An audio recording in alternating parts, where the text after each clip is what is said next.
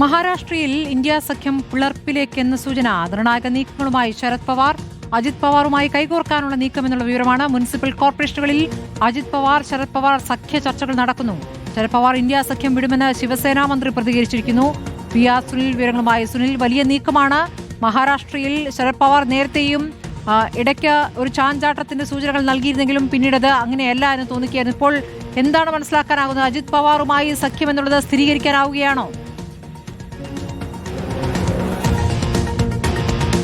സ്മൃതി, എന്തായാലും അജിത് പവാറുമായി ശരത് പവാറിന്റെ NCP സഖ്യത്തിലേക്ക് പോവുകയാണ്. നമുക്കറിയാം അജിത് പവാർ NDAക്കൊപ്പമാണ് ഉള്ളത്. അവിടുത്തെ മഹായുതി സർക്കാരിന്റെ ഭാഗമാണ് അജിത് പവാർ. അപ്പോൾ ശരത് പവാറിന്റെ NCPയിൽ നിന്ന് വിട്ടുപോയി പിന്നീട് അദ്ദേഹം പുതിയ പാർട്ടി ഉണ്ടാക്കി. NCP എന്ന ലേബൽ അജിത് പവാറിന് ലഭിക്കുകയും ചെയ്തു. ഏതായാലും ഇപ്പോൾ അജിത് പവാറുമായി ഒരു സഖ്യത്തിന് ശരത് പവാറിന്റെ NCP ശ്രമിക്കുമ്പോൾ തീർച്ചയായും ഇന്ത്യ സഖ്യത്തിൽ നിന്നുകൂടി അദ്ദേഹം പുറത്തുപോകും എന്നുള്ള സൂചനകളാണ് ഏതായാലും പുറത്തുവരുന്നത്.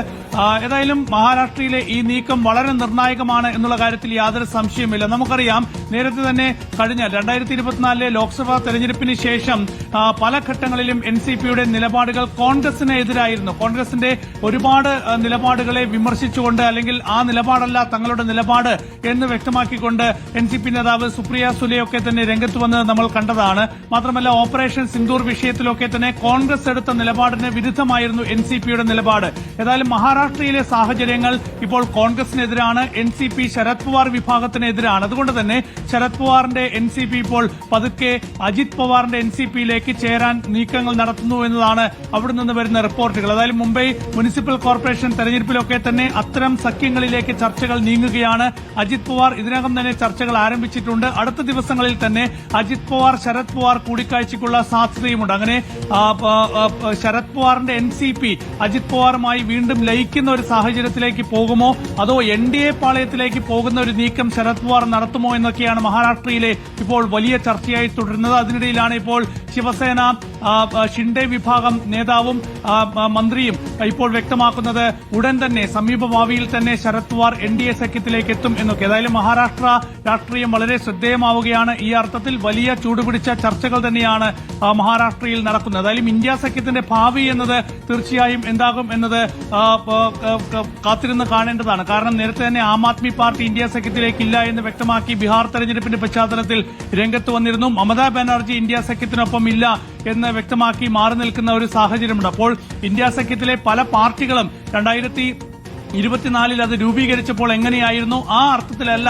ഇപ്പോൾ ഇന്ത്യ സഖ്യം മുന്നോട്ട് പോകുന്നത്. കോൺഗ്രസിന്റെ നേതൃത്വം അംഗീകരിക്കാതെ ഒരുപാട് പാർട്ടികൾ മാറി നിൽക്കുന്ന ഒരു സാഹചര്യമുണ്ട്. ഇപ്പോൾ 4 സംസ്ഥാനങ്ങളിൽ നിയമസഭാ തെരഞ്ഞെടുപ്പ് നടക്കാൻ പോകുന്ന ഒരു സാഹചര്യത്തിൽ തീർച്ചയായും എങ്ങനെയായിരിക്കും അവിടെയൊക്കെ സഖ്യങ്ങൾ രൂപപ്പെട്ടു വരിക എന്ന കാര്യത്തിലൊക്കെ അനിശ്ചിതത്വം തുടരുകയാണ്. മഹാരാഷ്ട്രയിൽ കോൺഗ്രസിന്റെ പ്രതികരണം എന്തെങ്കിലും അറിയാനായിട്ടുണ്ടോ? ഇന്ത്യ സഖ്യം കോൺഗ്രസിന്റെ പ്രതികരണം എന്തെങ്കിലും അറിയാനായിട്ടുണ്ടോ? സ്മൃതി, ഏതായാലും കോൺഗ്രസ് ഈ വിഷയത്തിൽ എന്തെങ്കിലും പ്രതികരണം നടത്തിയിട്ടില്ല. കോൺഗ്രസിന്റെ നിർണായക പ്രവർത്തക സമിതി യോഗം ദില്ലിയിൽ തുടരുകയാണ്. ഏതായാലും ഈ വിഷയത്തിലൊക്കെ തന്നെ ഒരുപക്ഷെ കോൺഗ്രസ് നേതൃത്വത്തിൽ നിന്നൊരു പ്രതികരണം വരാനുള്ള സാധ്യതയുണ്ട്. പ്രതികരണം തേടാൻ മാധ്യമങ്ങൾ ശ്രമിക്കുന്നുണ്ട്. ഏതായാലും കോൺഗ്രസ് ഈ വിഷയത്തിൽ എന്തെങ്കിലും ഒരു പ്രതികരണം നടത്തിയിട്ടില്ല. ഒരു കാര്യം ഉറപ്പാണ്, പ്രാദേശിക പാർട്ടികൾ അതുപോലെ തന്നെ പ്രതിപക്ഷ നിരയിലുള്ള മറ്റ് പാർട്ടികളൊക്കെ തന്നെ കോൺഗ്രസിന്റെ നേതൃത്വം അംഗീകരിക്കുന്നതിന് ഇപ്പോൾ മടി കാണിക്കുന്ന ഒരു സാഹചര്യമുണ്ട്. അതായത് 2024 കിട്ടിയ ആത്മവിശ്വാസം ഇപ്പോൾ കോൺഗ്രസിനോട് പല പാർട്ടികൾക്കുമില്ല. അതുകൊണ്ട് നിലനിൽപ്പ് സാഹചര്യങ്ങളിൽ പുതിയ സഖ്യം മാറാനുള്ള നീക്കം നടത്തുന്നു എന്ന് വേണമെങ്കിൽ നമുക്ക് വിലയിരുത്താം. അതിന്റെ ഭാഗമായിട്ടാകാം ഒരുപക്ഷെ മഹാരാഷ്ട്രയിൽ ശരത് പവാറിന്റെ പാർട്ടിയും ഇങ്ങനെയൊരു നീക്കം നടത്തുന്നു. ശരി, പി ആർ സുനിലാണ് വളരെ പ്രധാനപ്പെട്ട വാർത്തയുടെ വിശദാംശങ്ങൾ നൽകിയത്.